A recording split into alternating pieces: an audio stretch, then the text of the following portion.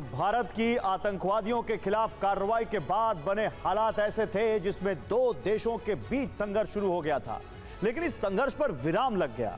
हालांकि यह संघर्ष विराम आगे भी जारी रहेगा या नहीं रहेगा, यह पाकिस्तानी सेना की गतिविधि और डीजीएमओ की बातचीत पर निर्भर है। अब अगर संघर्ष विराम जारी भी रहा तो क्या तनाव कम होगा? सवाल इसलिए क्योंकि संघर्ष की बारूद में आग लगाने वाले कई मुद्दे अब भी बरकरार हैं।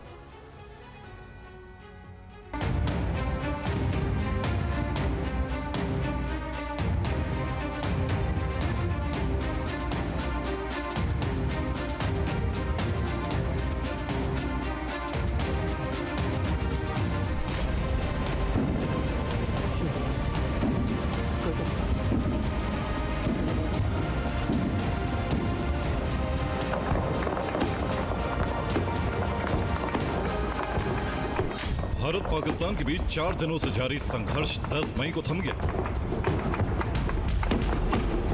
अमेरिका की मध्यस्थता में दोनों देश सीज फायर के लिए तैयार हो गए, लेकिन इस शांति स्थापना के कुछ ही घंटों में पाकिस्तान की तरफ से गोलीबारी की खबरें आईं और भारत ने सख्त संदेश जारी कर पाकिस्तान में दहशत फैला दी।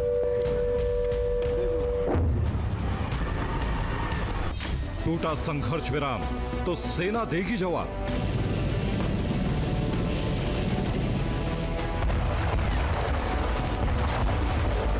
यानी संघर्ष विराम तो हो गया, लेकिन तनाव अब भी बरकरार है। भारतीय सेना को खुली छूट दे दी गई है कि अगर पाकिस्तान की तरफ से सीज फायर का उल्लंघन हुआ तो जवाबी कार्रवाई के लिए सेना को पूरा अधिकार है।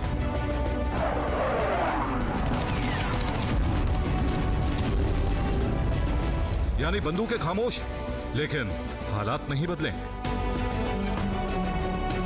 जिससे कई सवाल जन्म लेते हैं। सवाल नंबर 1, क्या पाक मानेगा संघर्ष विराम? इस सवाल का जवाब हालात पर निर्भर है,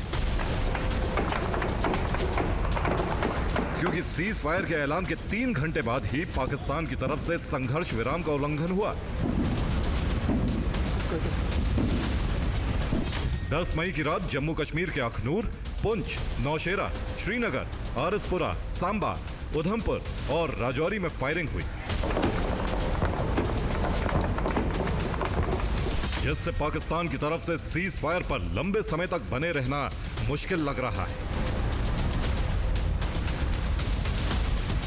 सेना ने इस स्थिति पर कड़ी नजर रखी हुई है और उसे किसी भी अतिक्रमण से निपटने के लिए ठोस और सख्त कदम उठाने के लिए आदेश दे दिए गए।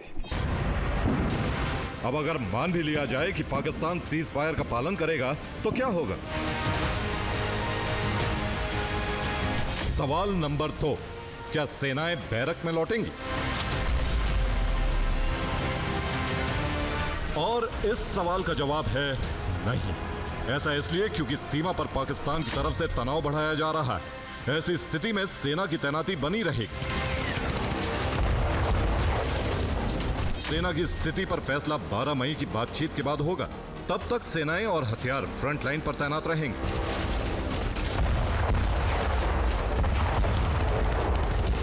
हालांकि आने वाले दिनों में इस संबंध में दूसरे बड़े फैसले भी लिए जा सकते हैं, लेकिन इन फैसलों का आधार होंगे रणनीतिक दबाव में लिए गए फैसले।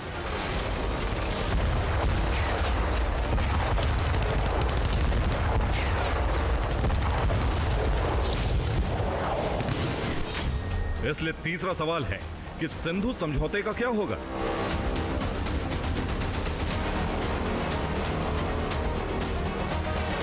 इस सवाल का जवाब सरकार की तरफ से सीधे लफ्जों में दे दिया गया है।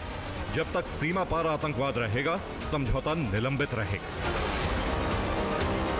यानी जब तक भारत के खिलाफ आतंकी गतिविधि नहीं रुकती, पाकिस्तान कभी सूखा और कभी बाढ़ का सामना करता रहेगा।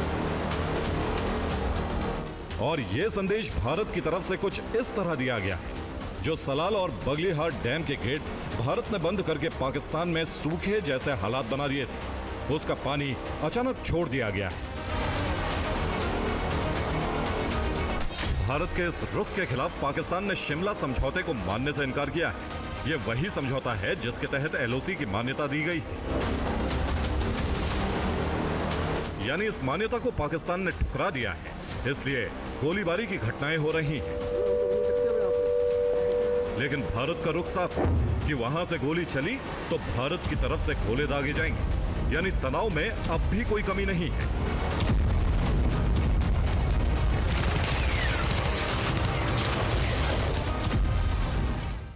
और भारत पाकिस्तान के बीच तनाव के संकेत संघर्ष विराम के बाद भी मिल रहे हैं। पहला संकेत यह है कि अब भी भारत ने ऑपरेशन सिंदूर बंद नहीं किया है। वही पूर्ण संघर्ष विराम पर अभी फैसला बाकी है, जिस पर स्थिति 12 तारीख को साफ होगी। यही नहीं, संघर्ष विराम के बाद एलओसी पर लगे सैन्य जमावड़े का क्या होगा यह भी तय होना है, यानी सैन्य मूवमेंट पर फैसला अभी बाकी है। इसके अलावा तनाव का एक कारण है पाकिस्तान की तरफ से जारी सीज फायर उल्लंघन की घटना, जिसके खिलाफ कार्रवाई की भारतीय सेना को अब खुली छूट दे दी गई है। यही नहीं, पाकिस्तान पर रणनीतिक दबाव अब भी बरकरार है, जो बताता है कि तनाव में कोई कमी नहीं आई।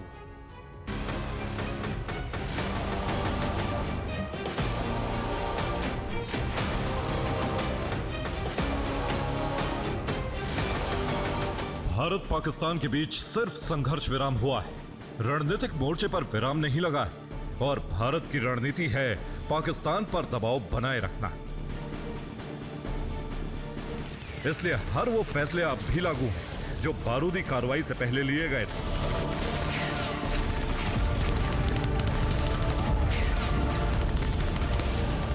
इसलिए सवाल उठता है कि अब वीजा पर फैसला क्या होगा। वीजा पर फैसले का सवाल इसलिए भी ज्यादा अहम है क्योंकि इससे कई पक्ष जुड़े हैं और जवाब यह है कि बॉर्डर खोलने पर फैसला द्विपक्षीय समझौते के बाद हो सकता है। वीजा देने या आगे बढ़ाने पर भी फैसला पूर्ण संघर्ष विराम के बाद ही संभव है। अब मुमकिन है कि पाकिस्तान में अंदरूनी दबाव बढ़ने पर भारत से अपील की जाए, क्योंकि भारत की मेडिकल फैसिलिटी का फायदा पाकिस्तानी नागरिक भी उठाते हैं। इसके अलावा कूटनीतिक संबंध स्थापित करना भी पाकिस्तान के लिए जरूरी है, क्योंकि पाकिस्तान के लिए अंतर्राष्ट्रीय व्यापार में भारत की जरूरत हमेशा बनी रहेगी। अब सवाल यह भी है कि क्या बंदरगाह और एरोस्पेस खुलेंगे? इस सवाल का जवाब है ट्रेड और जरूरत, जो पाकिस्तान के लिए अहम है, लेकिन इस पर फैसला दोनों पक्षों को लेना है। अब अगर फैसला नहीं होता है तो तनाव बरकरार रहेगा और यह तनाव तब तक बरकरार रहेगा जब तक पाकिस्तान के आतंकी ठिकाने नेस्त नाबूद नहीं हो जाते। लेकिन सवाल यह है कि वो ठिकाने हैं कहां?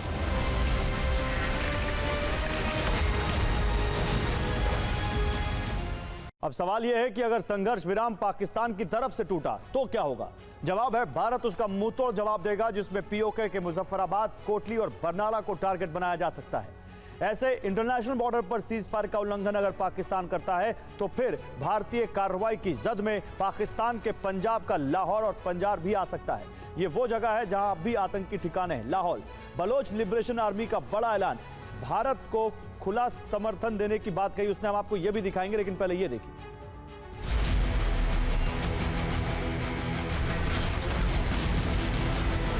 इसका सीधा मतलब है कि भारत अदावत के मुहाने पर पाकिस्तानी आवाम को नहीं रखता, बल्कि पाकिस्तान में पल रहे आतंकवादियों को रखता है।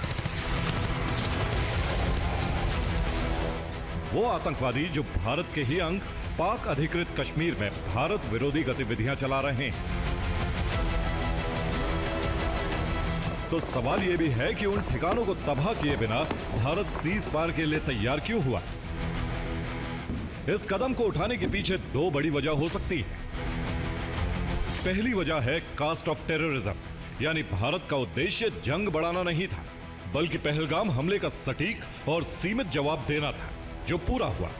दूसरी वजह है युद्ध की बजाय रैंप ऑफ, क्योंकि दोनों देश युद्ध की तरफ बढ़ रहे थे। इस स्थिति को टालकर भारत ने टकराव रोकने का रास्ता चुना। इसलिए पर्सनैलिटी फर्स्ट और पॉलिसी सेकंड के फॉर्मूले पर चलने वाले ट्रंप की मध्यस्थता को स्वीकार किया गया, लेकिन इसके बाद होने वाली बातचीत में सिर्फ भारत और पाकिस्तान शामिल रहेंगे, जो तय करेंगे कि युद्ध की दिशा में आगे बढ़ना है या बरकरार तनाव को खत्म करना है। Bureau report, TV9, Bharatvarsh.